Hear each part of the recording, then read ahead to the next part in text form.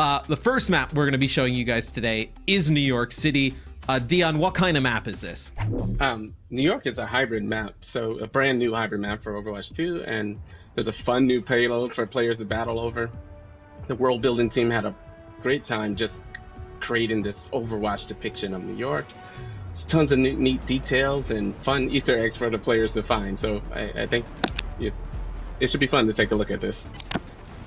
Yeah, no, when you guys showed this at BlizzCon Line, I was so excited. Obviously from New York myself, would love to see the Midtown Tunnel go over some of the adjustments that you guys have made to it here in Overwatch 2. Just a beautiful map. I have to imagine this is one of the locales that you guys have been dying to do for a while. We've been wanting to. There's a lot of people on the team from New York who have spent some part of their life there, so it's always been on the list, and Overwatch 2 felt like the right time to do it. And no short of Easter eggs, I would say. No, I know on some of these maps so far. Yeah. Get some love at the beginning, but yeah, this will be our first real look at 5v5. I've had the opportunity to kind of watch some games as they've kind of tested it out. It still keeps that Overwatch fast-paced feel, but it doesn't have the kind of the clumped up chaos that you sometimes see of live. I think it kind of speaks to really what you were pointing to, Jeff, is that when you have that one less tank in the equation, you can actually make the tanks more aggressive and more offensive. But it's also just kind of easier for the viewer and just people at home to track. Yeah, absolutely. And you'll see probably a lot of play here. One of the biggest things you'll notice, because there's less protection coming from tank players just to directly block bullets for their team. Typically, we'll find a lot more play around the map corners, map angles. Often people going for cheeky flanks and stuff. Yeah, Dion loves this. Yeah, they get to use the environment a lot more. It's a bit more tactical. Yeah. Exactly. Which is great. So it kind of, that was one of the first things that came out of our original playtesting, and we were just like, this is a really good direction. I mean, like I mentioned, there's as a designer, you sort of have to look past the immediate problems in front of you and okay, we could fix those. I think we can address some of the tank imbalances and healing issues and all kinds of other stuff. But at the heart of this is really cool, and so that's really what we've been focusing on and working through these problems. I think something that's really interesting about that too is that the gameplay is more fluid than it was before. Oh, yeah. A lot of times in Overwatch you get these really hard battle lines that get drawn between the two teams, and there's just less damage incoming, and so you're able to kind of move around a little bit more, and you'll see it here a lot of times. The chokes aren't as hard of a space to get through. There's still a choke in the map and you still have to work at it, but there can be a lot more pushing through and pulling back on the choke, and it's something that I'm personally really excited about. Yeah, I was going to say, how has the 5v5 move affected map design? I feel like it kind of has to have a huge impact on what you guys are able to do, create different, speaking about players being able to take more control of the game, right? Creating more flanking routes, more opportunity for the Ashe to go to the side, get a pick, and open things up for a team. Yeah, there's a lot more opportunity for players to do that. But at the same time, when you go for a flank, you're not leaving 5 players behind. You're leaving 4 players behind, and so you kind of have to be weighing some of these decisions in your head. The game is just as strategic as it was before, if not more so, because of the individual ability for players to have such a large impact on the match. I think for map design, we've always been really careful to make spaces that feel good just for one hero. And sometimes we might favor particular heroes in different areas, but because of that, because we're able to make a space that kind of feels good for Reaper or a space that feels good for Pharah, I think that we'll still be able to play 5v5 on all of the original catalog of Overwatch maps as well. Right. That is a awesome payload, Dion, by the way. We've always, in the artwork of the maps, we've always placed what we consider cover objects. It just feels now with the 5v5, players will take advantage of that more. Even the previous maps, we planned cover objects to help protect players. Now with 5v5, they're even more effective, these artistic choices. It's such a great point too, because we have started placing a little bit more cover in our maps. And if you go back to some of the old maps, like if you look at King's Row, that middle section, that street section of King's Row, there's one piece of cover in that entire section. Yes. It's just corners of buildings is what you're using. Yeah, no, that's a great point. I think you can kind of see it here, even with stuff like that. I know the taxis here in the streets. You have the little kind of windows, the pillar to hide behind in the middle. There's a route through the subway. There's so many different kind of angles you can take. Something we saw at BlizzCon Line was the 2 Fire Strike, charge, cancel Reinhardt. I noticed something before, Jeff, when we were on with Winston. My Winston on live not able to shoot at range. Can you explain that to us a little bit? So yeah, I was wondering if people picked up on that. So we were first watching Winston there. This is an example of some of the tank changes we're talking about in regards to 5v5, but also a larger change we're talking about making tanks a lot more aggressive, be able to be a little more hybridy on the damage side and less just raw protection. So on Winston's side, he's ulting right now, unfortunately. You can't see it, but he can't do it while he's ulting. But his alternate fire there, which he's doing right now, there it is. You can charge up like a condensed blast of lightning from his gun and fire it off as a single sort of like blast attack at longer range. And so he actually, the charge up is kind of interesting with it for him because you could do it while you're leaping. And so there's like theoretically more burst combos you can do where you're jumping on top of somebody, charging up in the air, and burst, release it right before you land on them, and then you get the stomp damage too, and you can shock them or do a quick melee combo. It's a lot more interesting things. On top of the fact that, with some players know a lot of times you're shock somebody, they're getting away, you think you can finish them, and they just fair abuse away, or somebody just barely gets away, you get that extra alternate fire shot to try to take him out on the way. And it's actually interesting playing against him now because you now are cognizant of that. So sometimes you're leaving a little earlier, like, well, I'm going to get blasted probably if I just run away. So I have to be able to survive that. Yeah, I think that's one of the decisions all Winston players face. It's like, okay, I've jumped on this player, I've gotten them weak. I can either now get out of my bubble and try to finish them off, or just kind of hope a teammate does. But now giving him, I think it kind of goes back to more like that player, agency that you were talking about, being able to kind of take over the game, being able to finish it off. The nano boosted Ryan, this will never get old. Just seeing Reinhardt nano boosted, just swinging. I'm sure it makes the fans out there happy that I know that was a Dragon Blade, a Gelton Genji he was able to take out. Right. It's kind of the bane of existence of a lot of people. But this looks like, I guess, the second checkpoint, right? So this will unlock the interior of Grand Central Station. Oh, this is awesome. So it goes in. So the payload kind of goes inside of the station and kind of curves around, I guess. Mm-hmm. And you can see the payload is driven by an Omnic, who is a little Easter egg to our production director on the team. Our executive producer. He got a name. Yes, Chaco. He's gonna be a fan favorite. Oh, he's even got it on the back. I didn't realize. I thought it was like an unofficial name. Like, oh yeah, Chaco. No, he's got the suit. Our executive producer said he's helped us out a lot, and it was only fitting. He has he's lived in New York as well, so he helped out a lot on this map. So, and we have countless debates about the right type of pizza with him as well. Yes, right. Well, yeah, I mean, New York style pizza is the dominant pizza. I believe it's the water, but that is probably for a different stream. Yeah, do you really want to get into this? My thoughts on the water in New York creating the better pizza dough.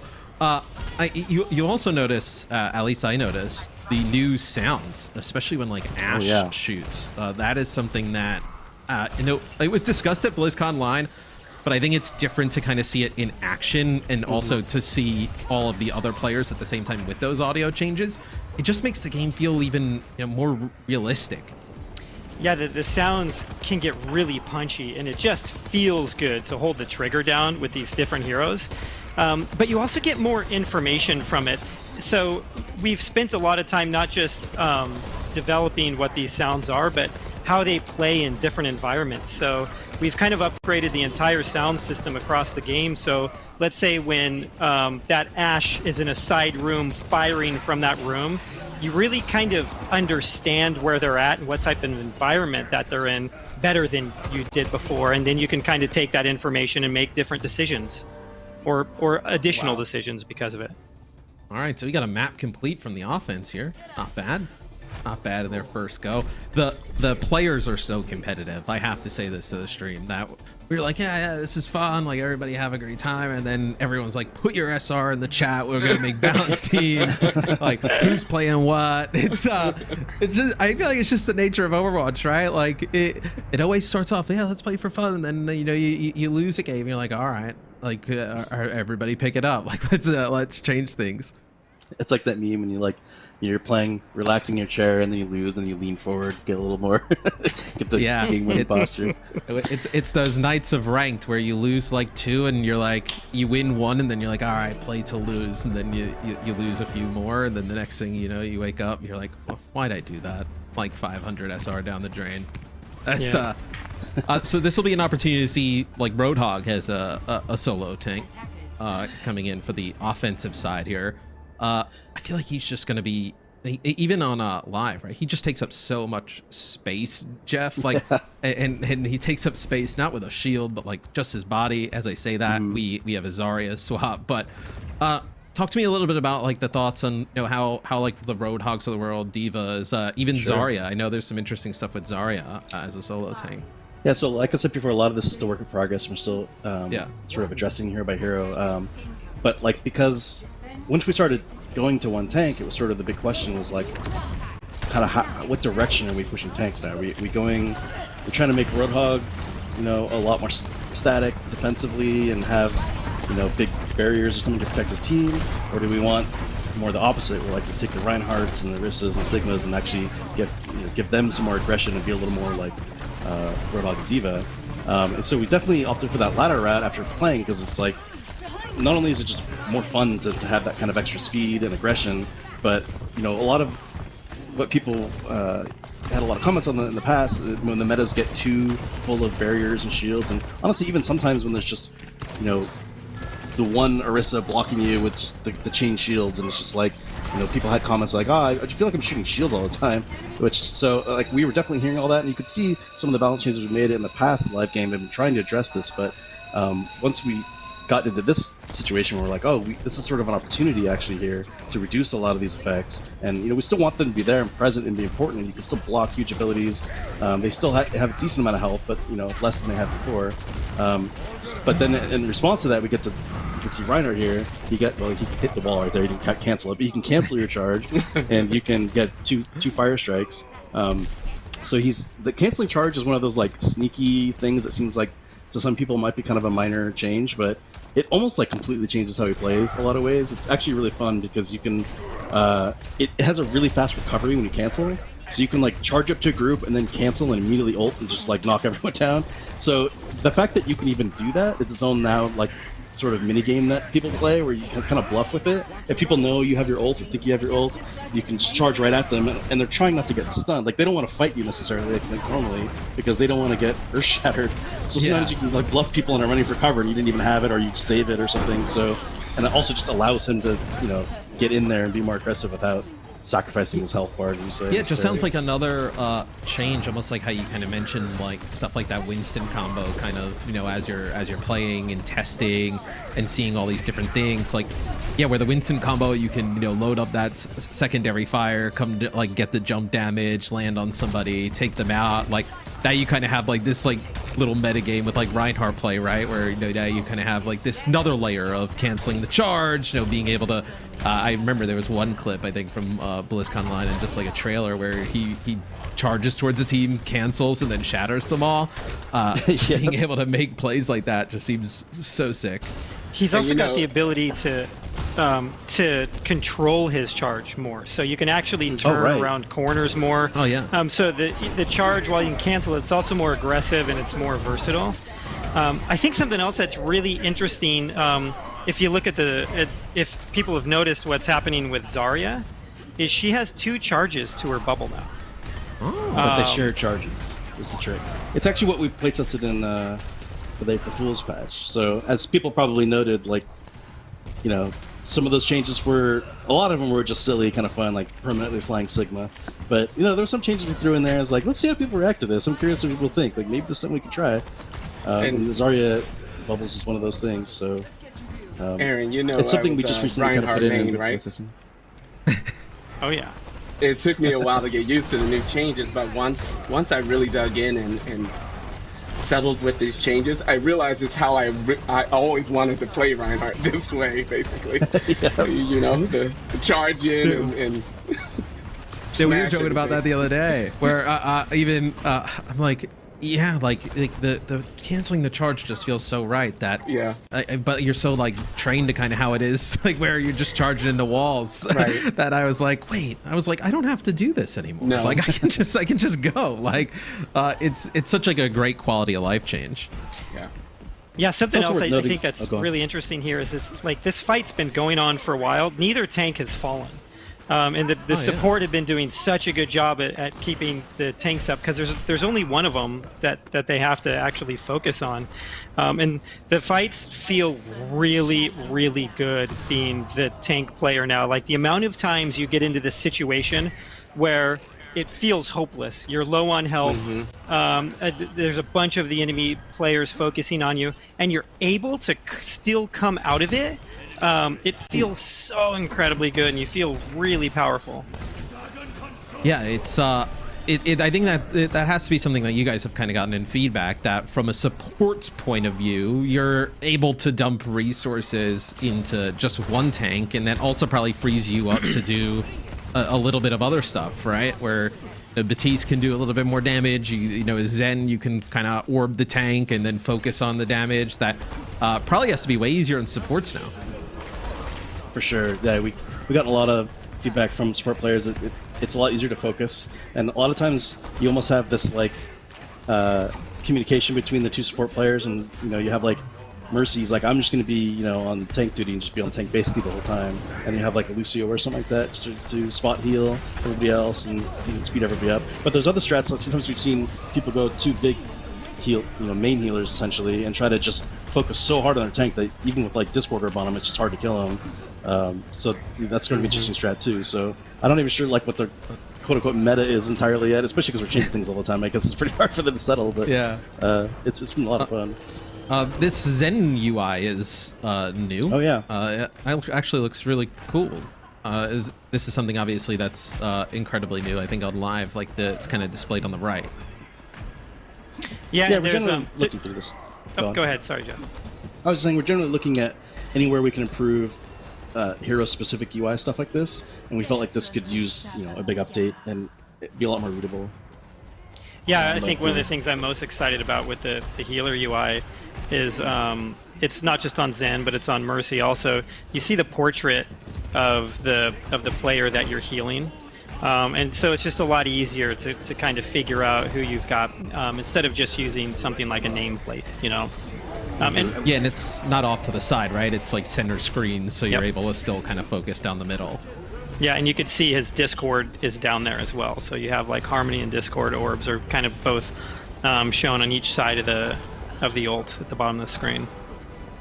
We have an overtime here. I can imagine the comms are. Everybody's starting to get pretty sweaty now.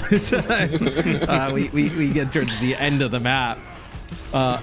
So this has really been, I gotta say for you guys probably, this is probably awesome to see, like the game actually being, it's one thing I think to play, but now to like observe and be able to watch, and obviously the people you guys work with every day, this has to be pretty awesome. Yeah, it definitely is. We've been playing it in this state for a long time too, and it's always so tough to play a game a certain way at work and then go home and it operates in a totally different way, and you're playing with people online and you can't help but think like, if only you knew what I was playing, every day. And so it feels really good to have that out in front of our community so they can kind of see what we've been doing.